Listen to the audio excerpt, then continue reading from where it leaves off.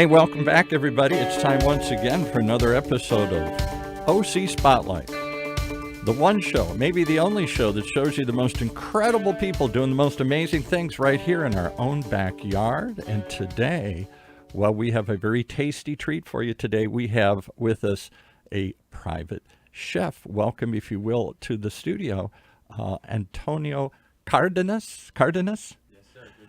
All right, let me do that again. Bring up your mic here. Cardenas, did I say it right? Yes, you did. Cardenas, okay. Yes. Cardenas. I can't do it with that fancy trill there. I need to get my Spanish better here. So, Antonio, you are what so many of us dream of doing. You cook for a living. Yeah, it's a lot of fun. I am blessed to do what I love every day. So how did you get into cooking? Was it as a kid? Was it from your grandma, from your mom, from your dad, from going to restaurant? What brought you into cooking? When did you decide this is what I want to do? Well, growing up, I was your typical fat boy in the kitchen. Is that what it is? Yeah, I was always in the kitchen trying to eat leftovers, trying to eat everything. I'm always watching my mom cook. We lived in Georgia for a while when I was a kid. And I remember starting to make my own ham and eggs in the morning. My dad would always come in and was like, "How are you doing this?" He's like, at first he wouldn't like believe that the food was good, and then right, he got his dad taxes. You know, he'd come in and like steal a little bit from my plate. He's like, "Oh man, this is actually really good."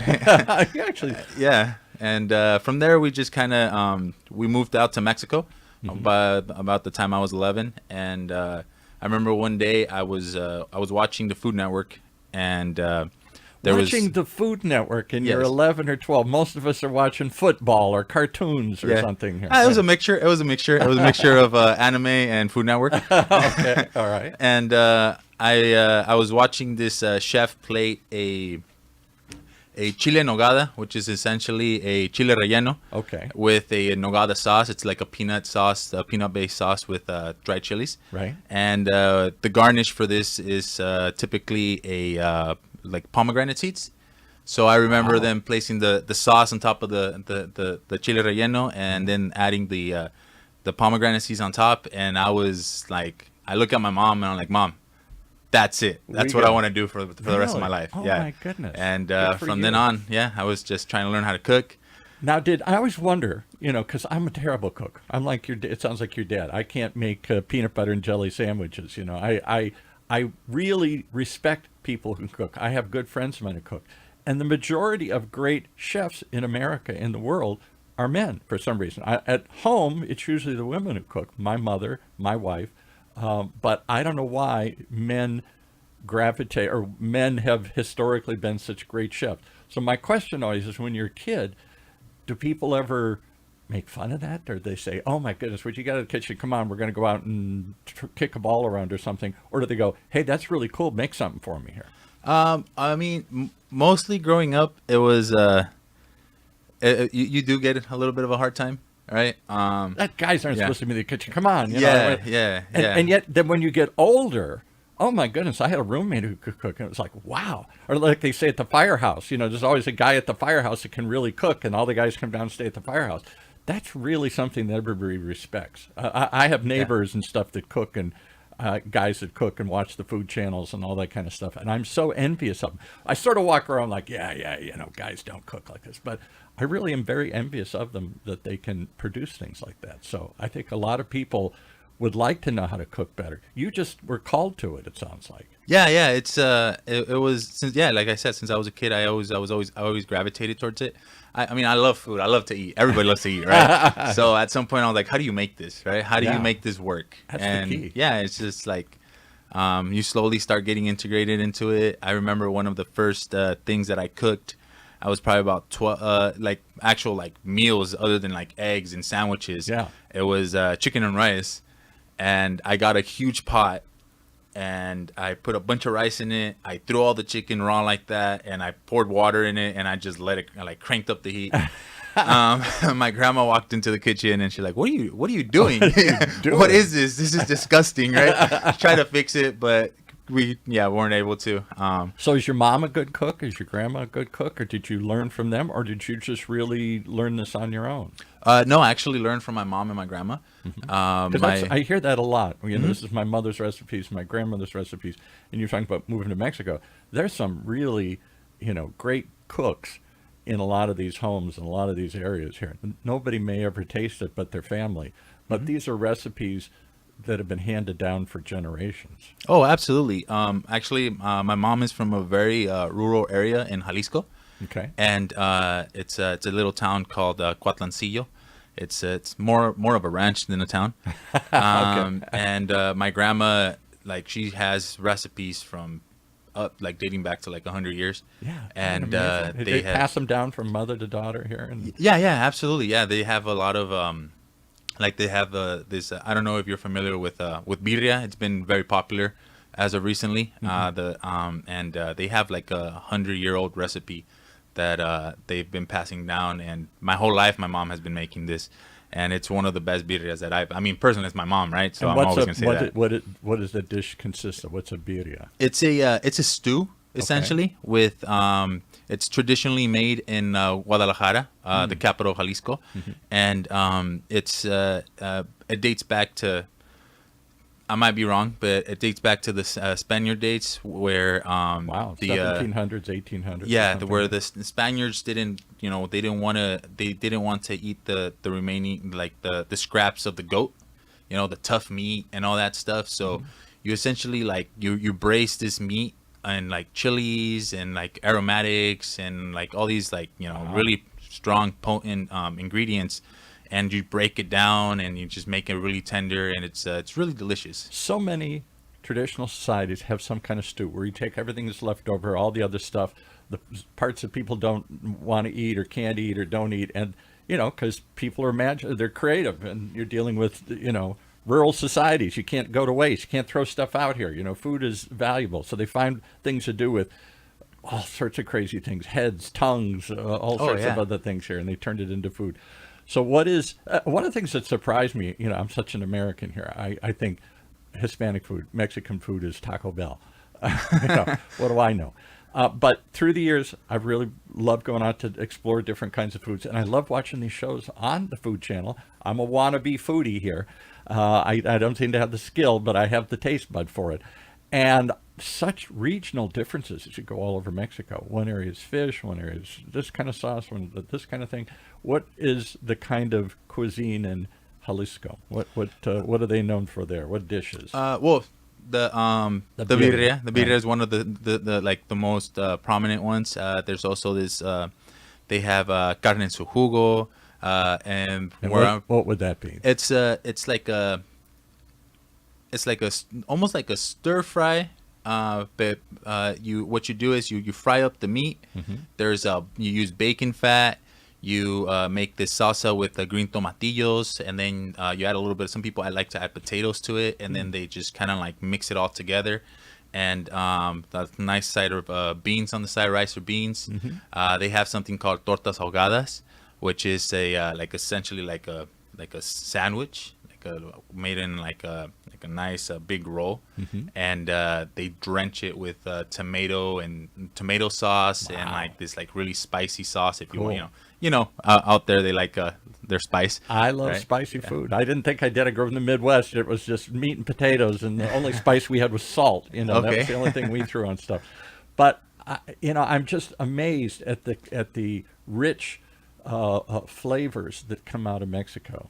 My mouth's watering even thinking about some of these things. That makes two of us. And I'm wondering why more of this isn't available commercially, or more of this isn't available. Is it just they think this is what Americans want to consume, so it's a limited, menu? It's a glorified Taco Bell menu. It's a glorified, I don't know, Acapulco or something here. Whatever the big chains are that push Hispanic food out.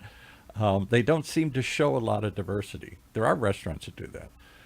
Yeah, I mean, we have the privilege of living in Southern California. Yeah. Right. So you like it is a privilege. Yeah. So you get to, if you really look around, like you'll find a lot of it out here. but it also always takes its own twist, right? So like Yeah. everybody has their own way of interpreting what they experience through food, right? Absolutely. So yeah, and then the ingredients are a little different, and it just like you said, it changes through the regions that you go to, right? I guess I'm saying is there's such regional diversity. There's such flavors that and somebody along the way took it down. It's like I guess going to Italy and I'm going to think it's just spaghetti and pizza. You know, there's a lot more. Oh yeah, absolutely. When we think of various ethnic cuisines, we Americans have a tendency to reduce it all down to two or three things. Well, that's all that is pizza. It's just tacos. It's just enchiladas or something here. Yeah. So I guess what I'm getting at is one of the ways you can taste different stuff is by bringing in a chef like you. Do you cook mostly Mexican cuisine or do you cook any cuisine? Oh, I actually I specialize in the fusion of Latin American flavors with Italian and Japanese. Yeah. What? Yeah. What? Yeah. All right, now let's go into that. Where the heck did that come from here? Well, Taking grandma's recipe and then fusing it with, what'd you say, Italian and Japanese and yes, some of the things? yes. Okay. So I mean, I'm Wow. from the San Gabriel Valley, right? All right. Well, technically, I lived all my teen years in San Gabriel Valley. Okay. There's a very high Asian population there. Okay. Yeah, for sure. Yeah, the high school I went to, there was it was majority Asian. So all my friends were Asian, and I would we'd go eat pho every day. We'd go to That's spelled sushi. pho for most Americans here, but it's pronounced pho. You said it correctly. The Vietnamese noodle dish. Yes, right? yes. We'd go get ramen. We'd go shabu shabu. We'd go Korean barbecue. Korean barbecue, It all yeah. just kind of like like I said, it's the beauty of Southern California. There's so many mixes and cultures, so much diversity that you start like tinkering with different things, and it just like it starts creating new cuisines. That is one of the coolest things. I'm from the Midwest, very limited palate, meat and potatoes, burgers and fries, hot dogs, not a real diverse, at least where I grew up in the Midwest. And when I came here, it was like an explosion of flavors I'd never tasted in my life before. Not just regional cuisines from Mexico, but like everything you just said. Japanese, Korean, Vietnamese food, all these things I had never tried or tasted before. And I think it's so cool. You go to just about any shopping center in Southern California, and you're going to see 6 or 8 different ethnic restaurants all in the same place. Turkish, Vietnamese, Persian, all this kind of stuff. Not just the traditional Italian, maybe Mexican restaurants. I mean, they're there too. But I just think, so how do you fuse this stuff together? How do you decide, ooh, this kind of would go with this, maybe this spice and that flavor and that dish? That's a creative combination that nobody can get. Yeah, well, I had the privilege of working at a Peruvian restaurant when I first started in the industry. Peruvian restaurant, okay. Yes, sir. Yes, sir. That's another one. There's a couple of great ones over on South Coast Plaza here. Oh yeah, absolutely. And I the owner kind of took me under his wing, and that cuisine is essentially a fusion between Japanese, Chinese, and Latin American. It is, because now we're going to get down the rabbit hole. I happen to know a little bit about Peru. I don't know why, but they had a Japanese president there for a while. Mm-hmm. There's a huge Japanese expatriate population that moved there to farm or as laborers or whatever they came as. But there's a giant Japanese population in Peru, in South America. Correct. And so they've combined. Peruvian food is supposed to be a combination of lots of different flavors and tastes like that, including ones you would never put together: Japanese food and traditional Peruvian, Indian dishes or whatever, or something. Yeah, and that's kind of how I started. Right, I started like learning how to like the different flavors that you start mixing and fusing.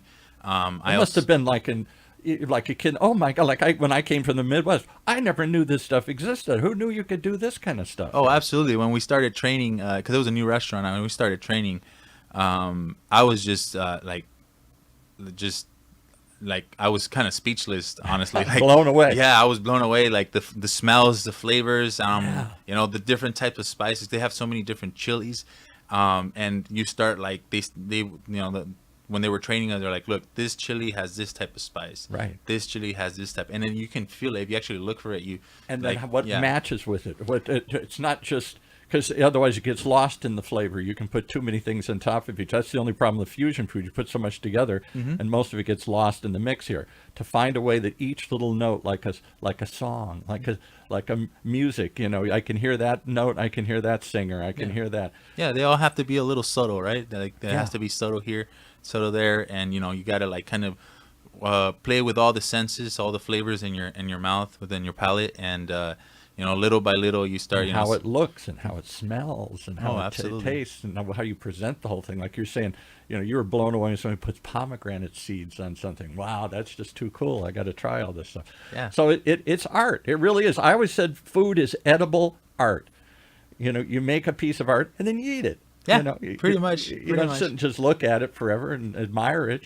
Hey, let's try it. Let's get down and do this. Yeah, that's the beauty of it. You get to taste it, you get to see it, you get to smell it. It like really works all, the majority of your senses. Now, why go down this? It would seem like a difficult path. Maybe it hasn't been for you, but to be on your own as an independent, private chef, where people, I'm going to assume wealthy people mostly, but maybe not just wealthy people, hire you to come and cook at their house. That's what you do, right? Yeah. So this all kind of came from my father and my mother. Okay. They've been entrepreneurs their whole life. Yeah, they've never really ever worked for anybody but themselves. And growing up, when we lived in Georgia, that's the earliest memories I have. I was about 6. We moved out there, and my parents started a Western wear company. Western wear, okay. Yeah, so they would sell cowboy boots, hats, all the clothing, everything. But the way we started the company, because it was a family effort, we were selling sandwiches at soccer games. So my mom would make the sandwiches, and we would all go out and we'd go just $5 a pop. And hustle the sandwiches. Yes, sir. And that's how we started it. And we would work with my dad and my mom like every weekend from Friday to Monday. Friday after school, we'd go off to work, and Saturday, Sunday, and Monday evening as well. So this is just second nature to you, this hustling, this looking for gigs. Yeah. How in the world do you get found as a private chef? It sounds like you've got a really cool background. You've got this tradition. You got a love of food from very early on. You've got these historic connection, these recipes from where your family's from in Mexico, and these long traditions, things you can make. And then this crazy fusion experience at a Peruvian restaurant that just opened your eyes to everything. So you've got this wonderful mixture of things you can bring, but how do people find you? Or how do you find your next gig? So there's a couple ways, but I do want to do a little shout out to my mentors. Okay. It's the Chefpreneur group. There's this personal chef in San Diego that actually he mentored me into starting my business. There you go. This was during COVID. He pretty much essentially taught me how to do all this, and how to price it, how to market it, how to the whole shebang from start to bottom, from start to finish. Yeah. He taught me everything. He brought me in for one of his events when I was first starting off. And from there, he started giving me more gigs to do on my own, and he kind of like helped me kind of get that experience to go out and do it more while I was still working under his wing. Mm-hmm. And then when I finally launched my business, I have my website, I have Yelp, my Instagram, my social media pages. All of that helps today, because now I can absolutely. go see the food. I don't just see a page that says hire this guy and here's the price. I can hear about him. I can see about him. Do you make dishes and put them on Instagram and show people, hey, look at this and stuff? Do you ever show off the food? I should probably be doing better about that. Because that's what I tune in to watch. Oh, look at this dish. In the same way that my friends would watch the Food Network, and then they all get together. Hey, let's try and make that. Look at this. You just watch somebody create something. I think I think that'd be a strong. My only suggestion. I know nothing about marketing. No. It makes total sense, and that's something that I've actually been procrastinating for a while. But yeah, no, I'm definitely gonna. Today we're gonna make this birria or whatever you said, and just to show you what it looks like. And it could be a little video, or it could just be a picture of it when it's done or something. And then people are like, hey, I want to hear more about that. What's he gonna make next week? What's he gonna make tomorrow or something? Oh yeah, for sure. Yeah, no, that's definitely in the works. I've been kind of setting up my kitchen for that. been saying that for a while, but So we're when getting you there. go somebody's house, are these mostly wealthy people that are bringing in for some big party? They want to cook. They want somebody to cater the whole thing, so they can get a catering company or they can get a private chef. Yeah. Kind of the two choices. And a catering company brings in all the food, probably. Yeah. And then spreads it around. But a private chef cooks it at home. You get that experience. You get to watch them make it. You can taste it and touch it and watch it, and they can come out and explain it, talk about it. It seemed a lot cooler to have somebody cook at my house than just to bring food over. Oh yeah, it's pretty cool. So I get people from all walks of life, right? I get I sometimes get people that they're just going out to Palm Springs or Big Bear for the weekend, and it's a group of friends. You know, it can be a bachelor party or a birthday party, a bachelorette party, and they all kind of pitch in to do a per person. Because I do a per person cost. Yeah. And they all just kind of pitch in for it. I'll sometimes I'll get we Your get a own lot private restaurant. Yeah. I mean, Yeah. how cool is that? yeah. So we get all. And then you bring it out and ta-da! And then Oh you yeah, explain it and absolutely. Yeah, everything, we put a little show. we try to we set up the kitchen to the point where as people walk in, we're like, oh, would you like to try this? Get a Yeah. little sample, get them all excited about it. Right. And then we do display tables or we do plated services, family style, kind of buffet style services. Just really depends on what the guests want. However you want to set it up. Mm-hmm. When I was a kid, that you're not going to believe this, but when I was a kid, nobody went in the kitchen except to cook.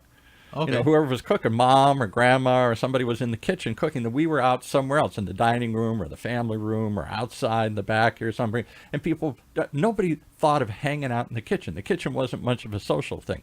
In the last 20, 30 years, the kitchens have grown. The big center island there, that's part of the party. Now when I go to people's houses, the whole party's in the kitchen. Oh yeah. And it's that whole experience. You're smelling it, you're tasting it. People are jumping in and helping make it, and all this kind of stuff. So, and kitchens, they opened up the whole open kitchen concept here. Now you can see into the kitchen in most restaurants. You can see them making the food back there. It's not a hidden experience. That is the experience. Yeah. So I think I can see exactly why people would want to hire you, not just because you're talented, not because you have a passion for something, but because you bring it to life and to their home. They get to be part of that experience as much as they want to be. Yeah. And if they want to jump into they'll be like, oh, can I help you with this? Yeah, Can I chop help the with that? onions or go something. for it. Let's do it. Yeah. You wanna have fun. Like, this is supposed to be a fun experience, right? You're supposed to, if you want to be a part of it, be a part of it. Well, you can sit down and we'll bring it to you if you want, but that's not the cool thing here. Yeah, Come on in yeah. the kitchen. Let's watch. Let's talk. Let's do type. it. Yeah, absolutely. And that's something that was my grandmother when she cooked. I don't think my grandmother left the kitchen. We would wonder where she is. She's in there cooking for hours. She just loved that whole feeling. If you want to go see grandma, she's in the kitchen. Yeah, and it's really fun. It's really fun.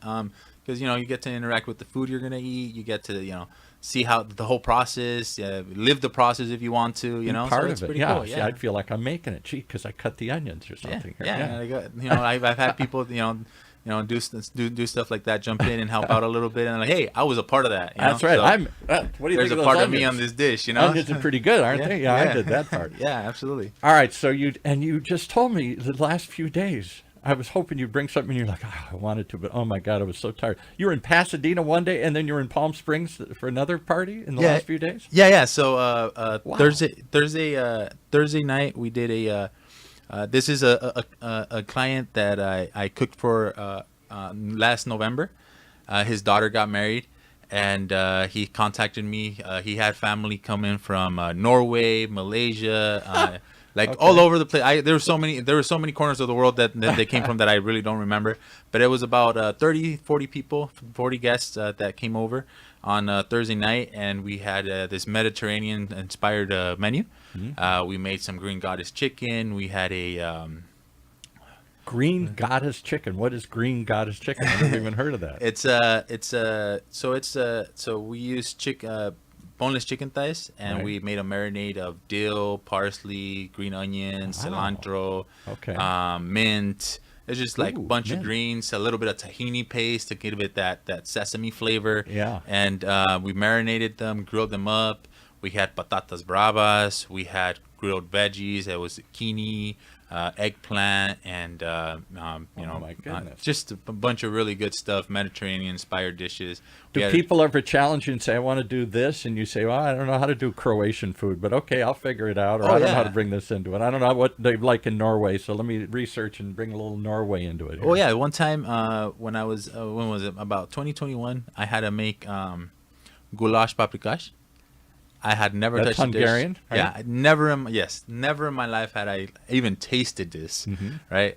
Luckily, I have a friend who he's a chef. He's a master pizza maker.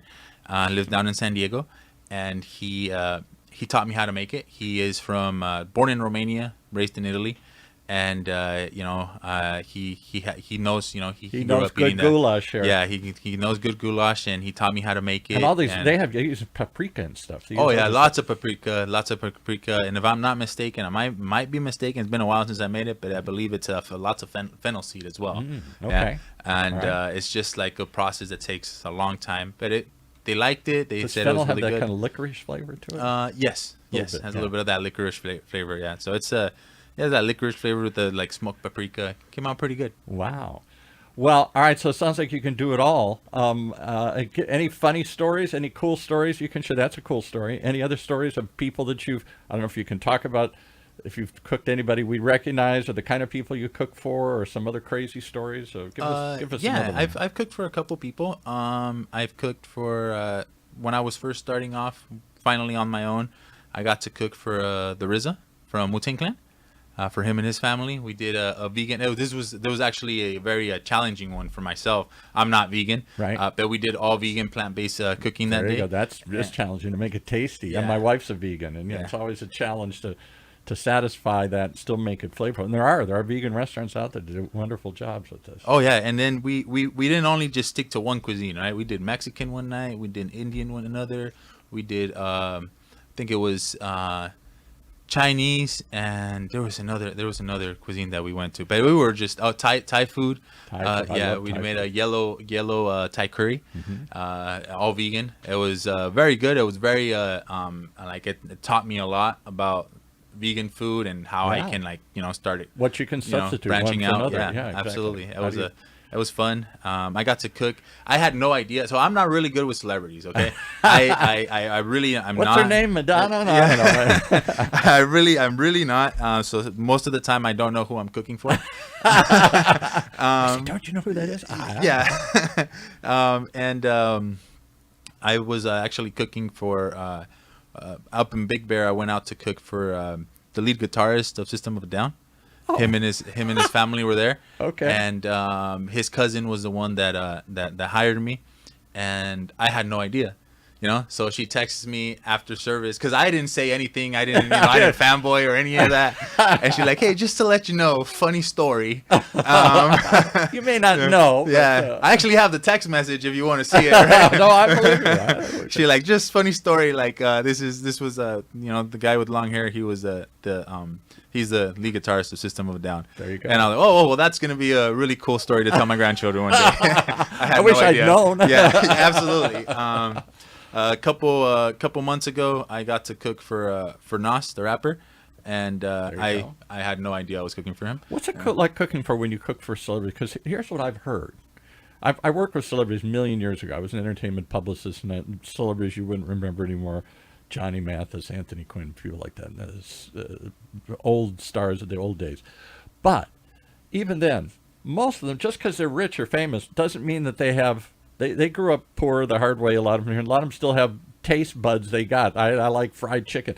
I remember reading about, I don't know if this is a true story or not, but the late Prince hired a chef like you, somebody, and the guy quit. He said, all you want me to do is make you peanut butter sandwiches. This is nuts. Try something, try this. But that was his, whatever it was, he had very simple tastes. I think it really depends on kind of like what it is that they're looking for, right? So, like for example, the type of services I provide are like special occasion, Special deal, right? Special deal. You go in there for 1 or 2 days, or we go out for like a vacation where we'll do like around We want 4 it or to 5 be days. memorable. Right? We want it to Yeah. be an event. We want people to remember this and talk about it and experience right? Yeah, and then we always give the client the opportunity to kind of curate the menu. I have some set menus that I've created and I've come up with, but you know, it just really depends on what they want. So we always try to accommodate to the best of our abilities. Do they ever just turn you loose and say, "Hey, you did a great job the last time. Go for it. Oh, yeah. You come up with something." Yeah, Amaze yeah. me. I've had a lot of people who are just like, hey man, I trust what you got to say. What you're gonna cook. What you got to Yeah. say. You're going to Yeah. make a statement here. This Yeah. is me. This is what I dig. This is what I like. Yeah. Absolutely, absolutely. Well, how cool is that? All right. So how do people find you? The company is called California Dining. California Dining. Pretty straightforward. And there's Yes, a sir. website and there's very social Instagram and other things like that. Yeah, yeah. So my website is www.californiadining.com. Okay. Pretty simple. My Instagram and my Instagram TikTok is at Cali_dining. Okay. And I'm on Yelp under California Dining. And Is it affordable for just average Joes like me, or do I have to be the lead guitarist to some rock band or oh something? no, you can make it happen. You can make it happen. We we can always work with the best of our abilities to make sure everybody's able. If I want something simpler, is that a simpler price, or if I want something more elaborate, I want a multi-course meal or something here that's more exact? Because do they buy the food and you just cook it, or do you bring the food and everything? So it's the way it works is a cost per person plus grocery cost. Right. Cost per person plus grocery cost. Yes. Okay. So All right. what I do is I'll give them an estimate when we come up with the menu, Right. based on the ingredients. How high end or low end we want to do the Yeah, how ingredients. long, some dishes take a long time to prepare, some are 5 absolutely. minutes. Yeah, right. yeah, absolutely. And from there, I go do all the grocery shopping. So you don't have to do anything. Okay, Okay. I do all the grocery show up. shopping. I show up. I do all the prepping, cooking, serving, cleaning, everything. Oh, Absolutely cleaning! everything. I Yeah, didn't we expect clean that. every- I thought you were like, yeah. "Oh, okay, I'm done. Oh You got no, the no, mess." we clean everything. We make sure we leave everything as spotless as possible. Now you hooked And me here. yeah. Okay. It's one thing to have the party; it's nothing to clean up. After Oh the yeah, party, that's right? that's the most tedious part of it, right? You get to Yeah. eat and then you're full and then you got to clean. Oh, I know. that's the worst. I hate that part. Yeah, yeah. All right, so you can cook pretty much anything. You got a real cool fusion kind of outlook on all this, and in background and all this stuff, from traditional recipes from your grandmother up to these fusion Japanese, Peruvian things, crazy things that you've done, vegan things, all sorts of stuff. Do you bring your own stuff? That was my last question. I asked you that coming up in the elevator here. Like, you must bring your own knives. Why are chefs are always, I got to use my knives, something about my knives. Well, I mean, at least the way Even I my see friends, no, I got to Yeah. use my knives. And it's like an extension of ourselves, right? Like, we get so used to the weight, we get used to the straightness of the blade, the sharpness of our blades, and it's just something that we're really comfortable with. I do have a lot of knives. I have like 3 sets of knives. I bring in a lot of my equipment, depending on, like, for example, there's this very specific Peruvian dish. It's that I make in a wok, right? I have a super burner that connects to a propane. I take it to the back. There's I was a going whole to say, fire because some show. of these you can't, Yeah. you need different heat and stuff here. You can't just cook it over your stove here. Oh yeah, and then especially that specific dish has, like, their flames comes up, right? So, like, it's like a whole little fire show with it, and wow. I can't do that inside the house, right? No. So I need a really strong burner. I need open air, and just to make sure no one gets hurt or burnt, or I don't burn down the place, because that's the last thing we want to do. No. So yeah, I bring a lot of my own equipment when it comes down to, like. But other than that, specialty you're stuff. using their plates and glasses and the silverware and all that kind of stuff. Yeah, yeah. I'm not currently carrying any silverware or glassware, because it gets lost or broken. What about the booze or the wine or anything? That's another part of pairing it. Do you ever delve into that, or is that to be decided in the future? So that'd be another thing. People want to pair it with wine or whiskeys or tequilas. Or yeah, so something. I can give them recommendations, and they would, like, that's the one thing I do have them buy, because I I don't have a liquor license. Right. But since it is at their home, they bring it, and like, I can serve it for them. So yeah, that's kind of how we go. I'll make specialty cocktails here and there, and just kind of pair it with Really? them. Yeah, we'll have Okay. little cocktail hours, hors d'oeuvres. I and love all that I love good all stuff. these little. I'm only going to drink at my age 1 or 2 cocktails anymore here. I'm not just going to pound shots like my son-in-law wants to do and his buddies or something here. So if I'm only going to have one or two, then I want it to really taste them. I want to have a lot of flavor. I want it to sit around. I'm not just going to chug it down and, you know. Yeah. So we try to give like, and hopefully it matches the food. Yeah. We try to give them like a good experience in the sense where, like you said, like we pair it. The flavors are there. It's a memorable drink, right? It's something that you really enjoy. You get to like eat, you get to drink with the food, and it's essentially not to get messed up, get all drunk or no. It's more to like really enjoy. That I can do on my own. Yeah, absolutely. I don't need your help to do that. Yeah. I need your help to put on something that the family, the friends, I and my family and my wife and kids and everybody are going to go, wow, that was one to remember here. That's something special here. That's stuff we never tried. We did it as a group. We got somebody came and put on a show for us here, and they cleaned it up. Oh my God, you're hired. Yeah, for sure, absolutely. All right, give us one more time. How do they reach you, Chef Antonio Cardenas? Cardenas, yes, Cardenas, sir. okay. It's I'm on Yelp, Instagram. I have my own website, www.californiadining.com. We're also on Thumbtack.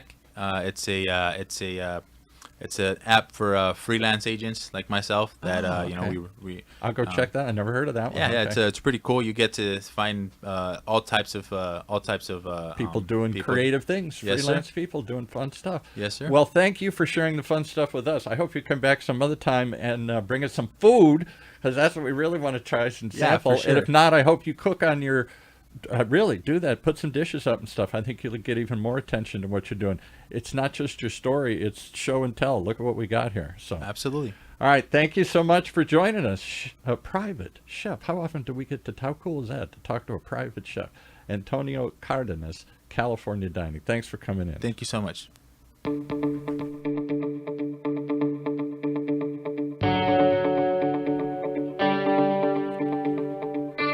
Well, there you have it. One more example of why I got to tune in each and every time to OC Spotlight. We find the coolest people doing the most amazing things right here in your own backyard. A private chef. Who knew?